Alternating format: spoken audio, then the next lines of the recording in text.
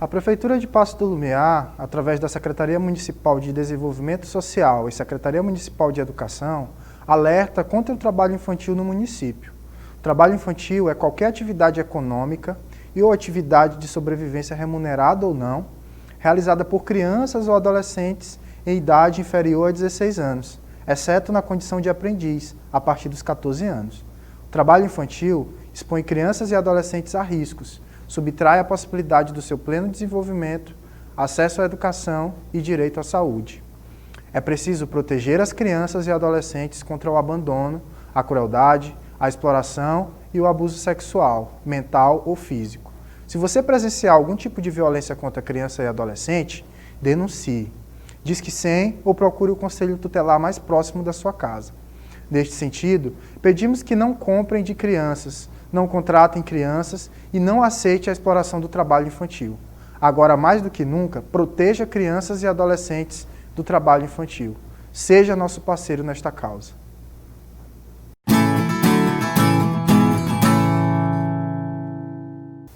Olá pessoal, tudo bem com vocês? Sejam muito bem-vindos e bem-vindas à nossa segunda aula de História nesse período de quarentena.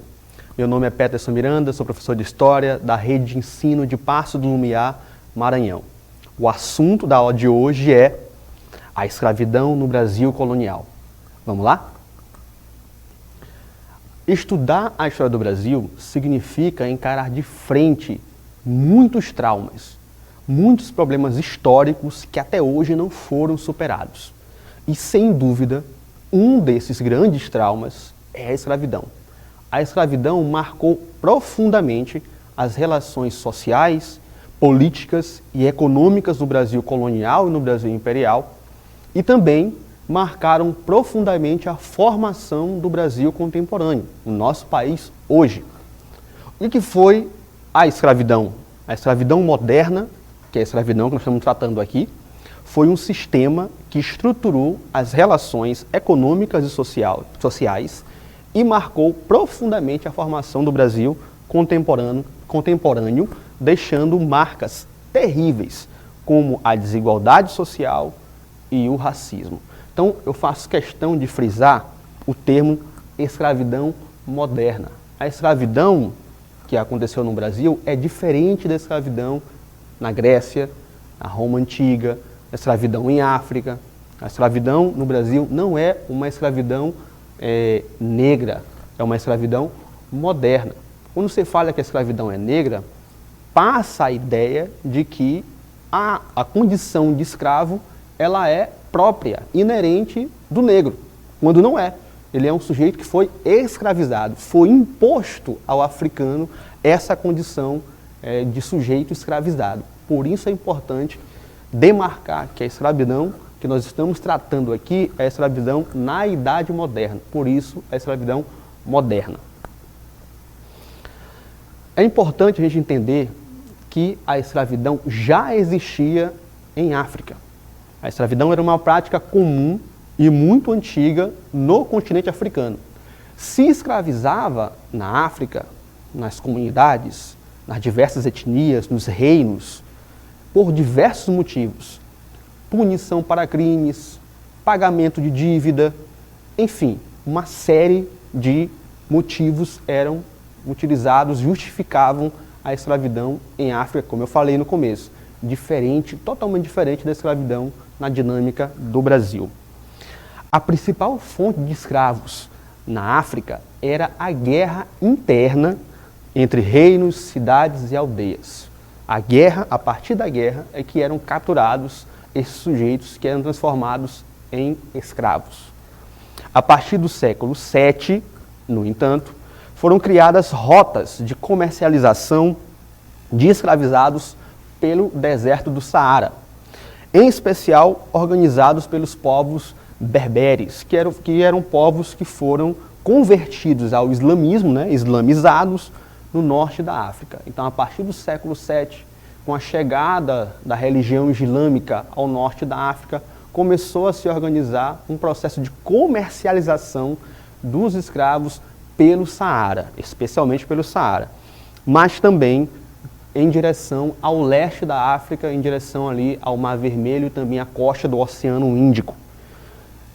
A partir do século XV, alguns séculos depois, nós temos a entrada de novos sujeitos nesse processo de comercialização de escravizados, e são os europeus. Eles entram nesse processo estabelecendo diversas feitorias por todo o litoral africano. O que são feitorias? Feitorias são espécies de armazéns, né? Onde eles guardavam produtos, de um modo geral, né, que eram extraídos do continente africano, mas também onde eles armazenavam os sujeitos escravizados que eram negociados entre os chefes locais, os comerciantes locais e os comerciantes europeus, né? Esse processo de estabelecimento de feitorias por todo o litoral africano, ele durou pelo menos até o século XIX. Aqui nós temos um mapa que ilustra bem isso que eu estou falando, né? Nessas relações de comercialização de sujeitos escravizados que existiam no interior do continente africano. Nessa região aqui, em vermelho e em violeta, ou lilás, nós tínhamos, né, a partir até o século XIII, o reino de Gana, né, a parte em vermelho, e também até o século XV o Império de Mali, que eram importantes centros de produção de ouro e também que ao longo do tempo passaram também a fornecer sujeitos escravizados.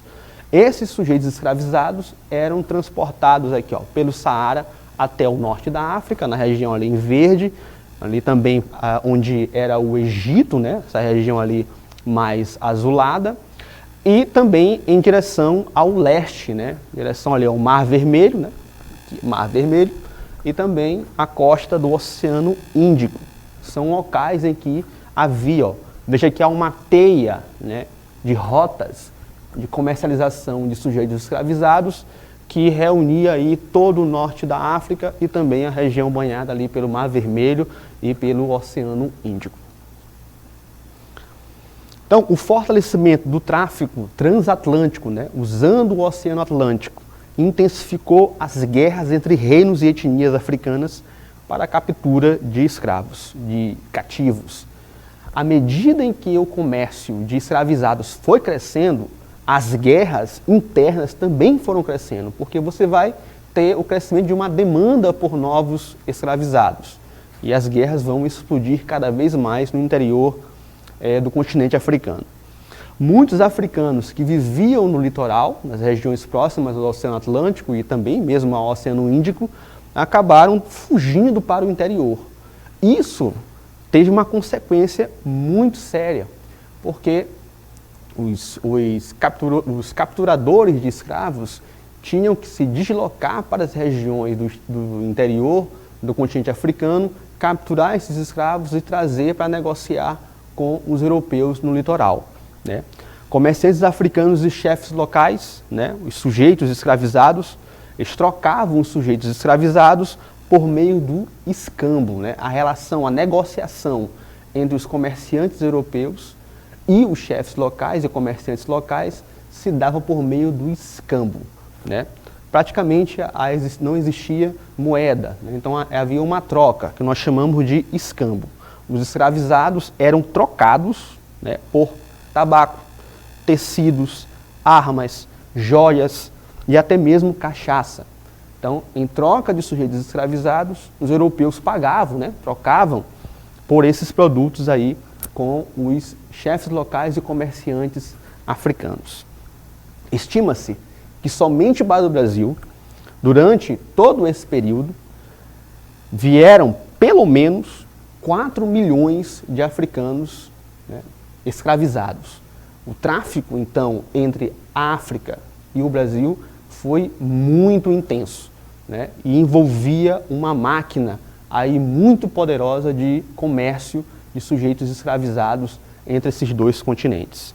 Isso é só uma estimativa, né? Há cálculos que variam bastante, mas a estimativa que há em um consenso entre os historiadores é que pelo menos 4 milhões de africanos teriam sido traficados pelo Atlântico para o Brasil. E aí as condições em que os africanos eram trazidos para a América eram as piores possíveis. Os africanos escravizados eram transportados nos porões dos navios, os chamados tumbeiros ou navios negreiros. As viagens, que duravam ali em média 2 meses pelo oceano, traziam aí de 200 a 500 escravizados, que viajavam em condições absolutamente desumanas. Há muitos relatos que falam que os escravizados, eles vinham em uma condição bastante terrível, né? Inclusive, muitos deles vinham abaixados a viagem inteira, né? Então, quando a viagem acabava, muitos não conseguiam nem levantar devido à condição de ficar ali 2 meses em alto mar abaixados, né? Então, praticamente não conseguiam andar. A alimentação péssima, os castigos físicos que eles sofriam durante a viagem, tudo isso fazia com que pelo menos 1/3 dos escravizados tenham morrido na travessia, né?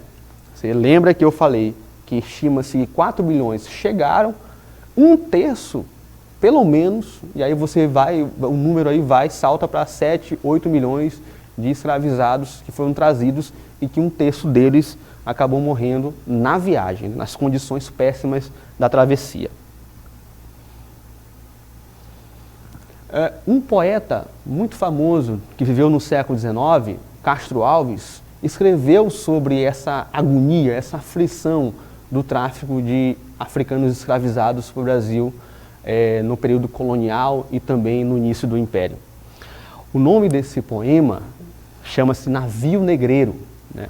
É um poema do Castro Alves, sobre a situação dos escravizados, do tráfico de escravizados.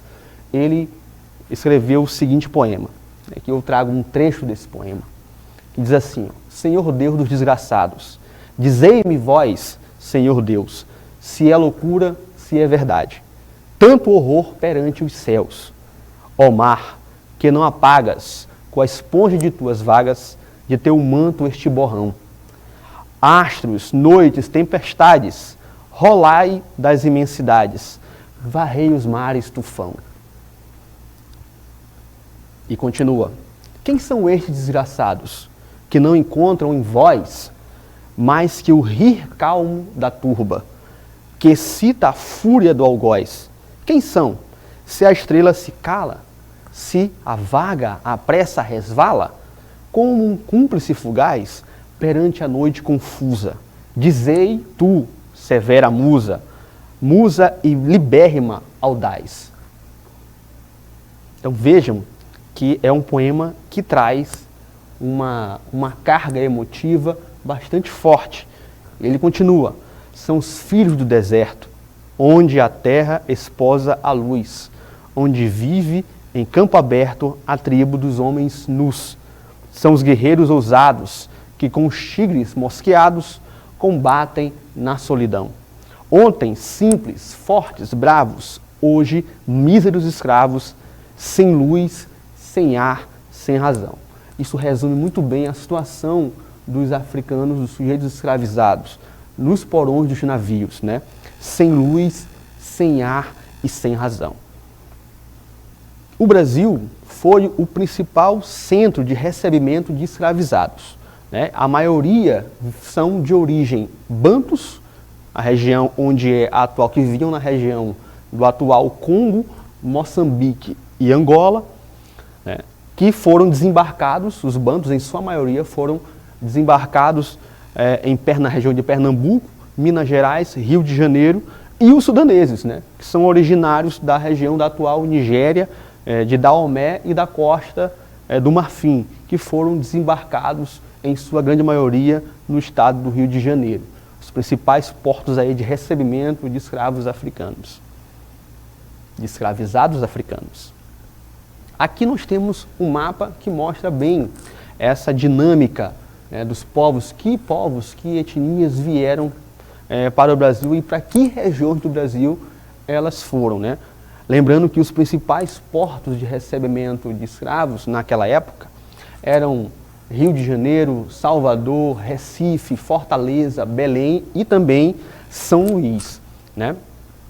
Então, os sudaneses aqui, essa cor aqui mais avermelhada, vieram aqui, ó, Salvador, os Bantus, Rio de Janeiro, né? Então, toda essa representação da vinda desses povos de origens diferentes para o Brasil trabalhar, obviamente, um trabalho compulsório, obrigatório, nas lavouras, nas minas de ouro e nas casas dos homens, das famílias ricas daquela época. Além do braço africano, também se utilizou no Brasil colonial a escravização dos indígenas. No início, ela foi usada, a mão de obra indígena foi usada de maneira bastante intensa. No entanto, ao longo do tempo, essa utilização foi cada vez menor em função, entre outros motivos, da chegada dos africanos escravizados que foram utilizados preferencialmente aos indígenas. Essa preferência pela escravização dos africanos, ela tende a interesses econômicos.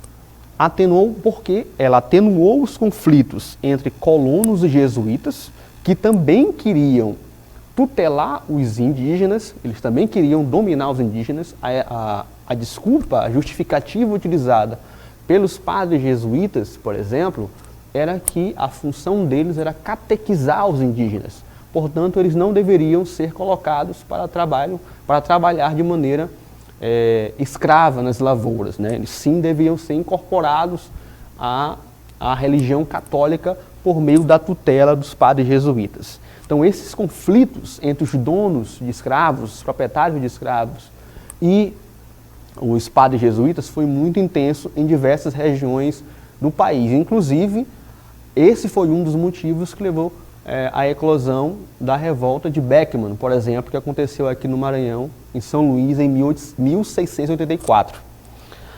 Também, outro motivo, garantiu uma grande fonte de lucro para Portugal. Estima-se que no século XVII, o tráfico de escravizados africanos gerou mais lucro a Portugal do que a exploração do açúcar na colônia. O tráfico, também, essa preferência pela escravização dos africanos atendeu a necessidade por mão de obra nas lavouras, né? Por isso, a escravização indígena foi cada vez menos utilizada no contexto do Brasil colonial. Como era a escravização dos africanos na América Portuguesa? Basicamente, o produto escolhido pelo Reino de Portugal para colonizar o Brasil, nós temos que lembrar que o Brasil era uma colônia de Portugal.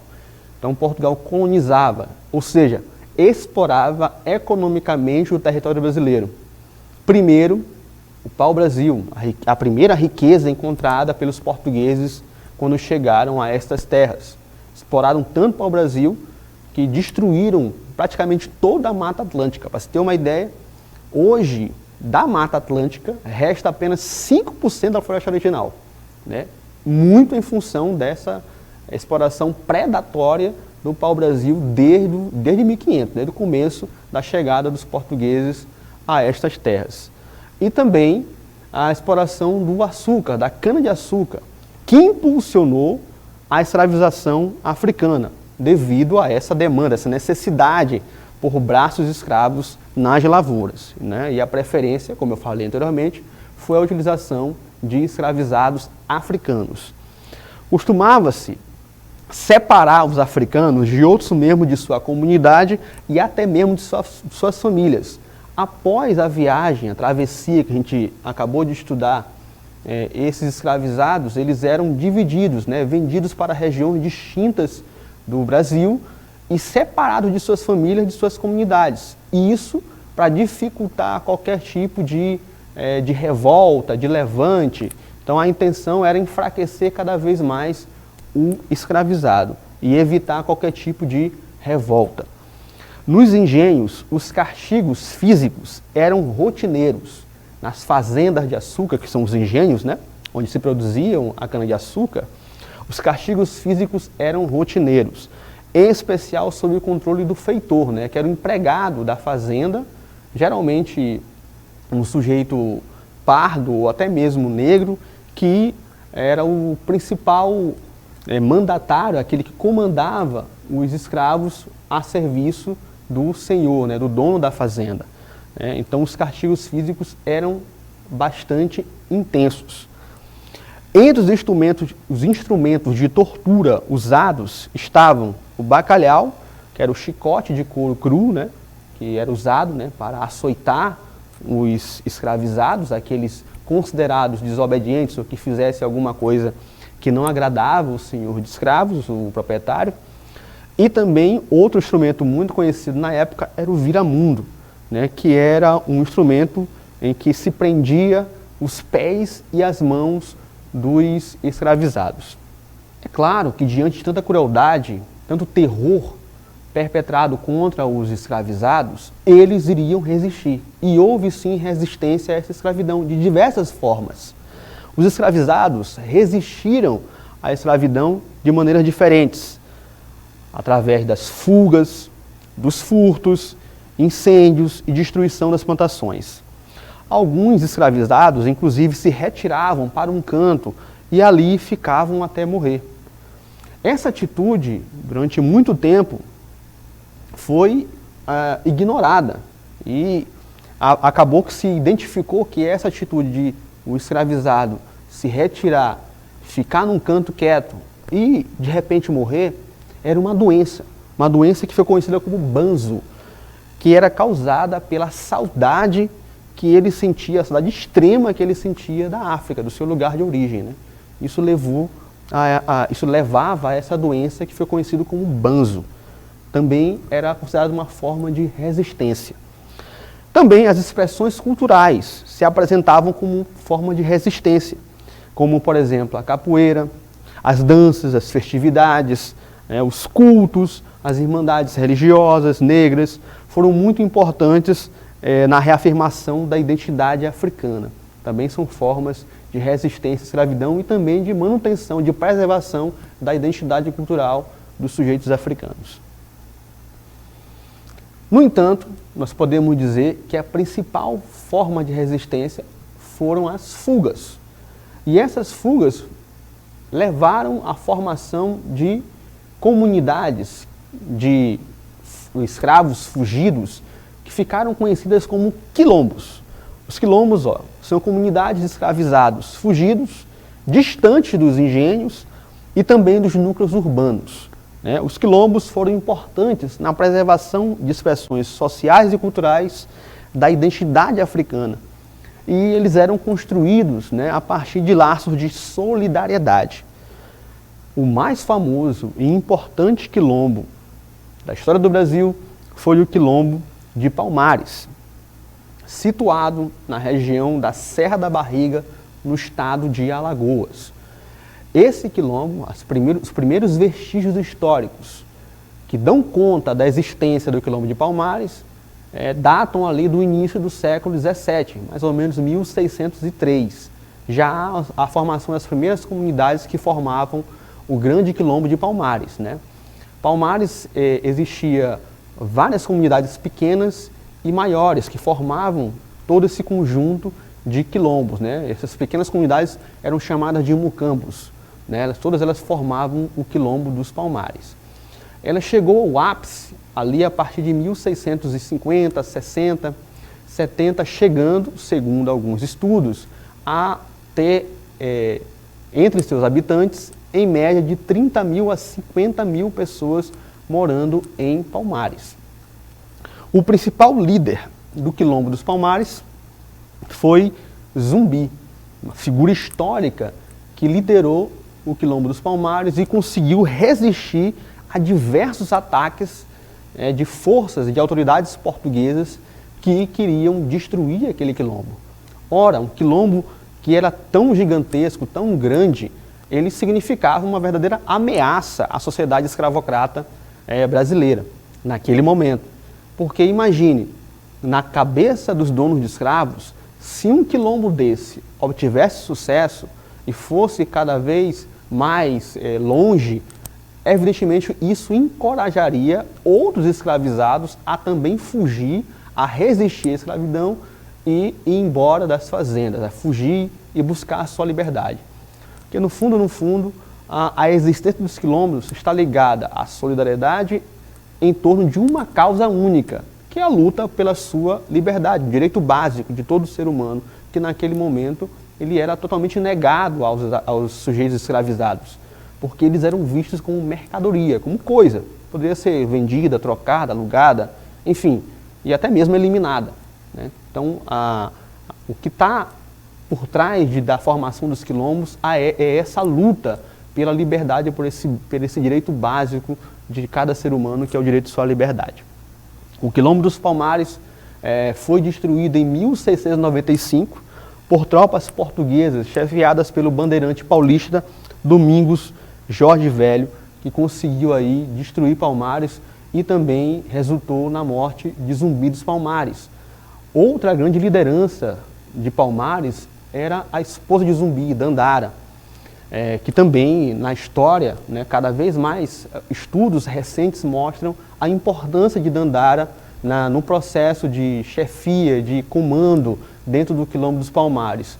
Quando as forças portuguesas chegaram a Palmares, Dandara resolveu, segundo relatos que nós temos hoje, entende-se que Dandara acabou cometendo suicídio, né? Para não cair mais nas mãos dos donos de escravos, para não ser mais escravizada. Então, chegamos aqui à reta final da nossa aula. Eu queria sugerir como atividade para vocês, que vocês, inspirados num poema Navio Negreiro, do poeta Castro Alves, você em casa elabore um poema sobre qualquer um dos temas abordados nessa aula. Você viu lá que o tema, o poema do Castro Alves, o Navio Negreiro, tratava sobre o tráfico de escravos, dos horrores, né, da travessia do tráfico de escravizados pelo Atlântico. Então você vai pegar qualquer um dos temas que nós abordamos nesta aula e vai fazer o seu próprio poema. Comece devagar, vá selecionando, escolha o seu tema, selecione bem as palavras, construa seu poema e faça ele. Eu tenho certeza que você vai se divertir muito fazendo essa atividade. E aqui, ampliando os nossos horizontes, eu queria dar algumas dicas para vocês aumentarem o seu conhecimento acerca do tema que nós trabalhamos hoje.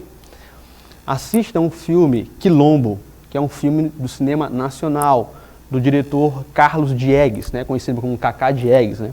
Esse filme ele é muito interessante porque ele mostra a trajetória do Quilombo de Palmares, especialmente de Zumbi. É um filme que você vai mergulhar na história do Quilombo dos Palmares e entender melhor como é que ele se estruturou, como é que eles se organizavam e, é claro, até o fim do Quilombo no final do século XVII. Eu também queria sugerir uma videoanimação, né, que tem um tema, o tráfico de escravos, né? Tá aqui o link, né? Esse vídeo ele é uma animação que vai explicar como é que eram as viagens pelo Oceano Atlântico e como é que funcionava esse tráfico, né? Em forma de animação, é uma forma bem divertida e simples de você compreender temas históricos, né? Nesse caso, a gente vai compreender um tema que é muito grave, que é muito sério, que é o tráfico de escravizados.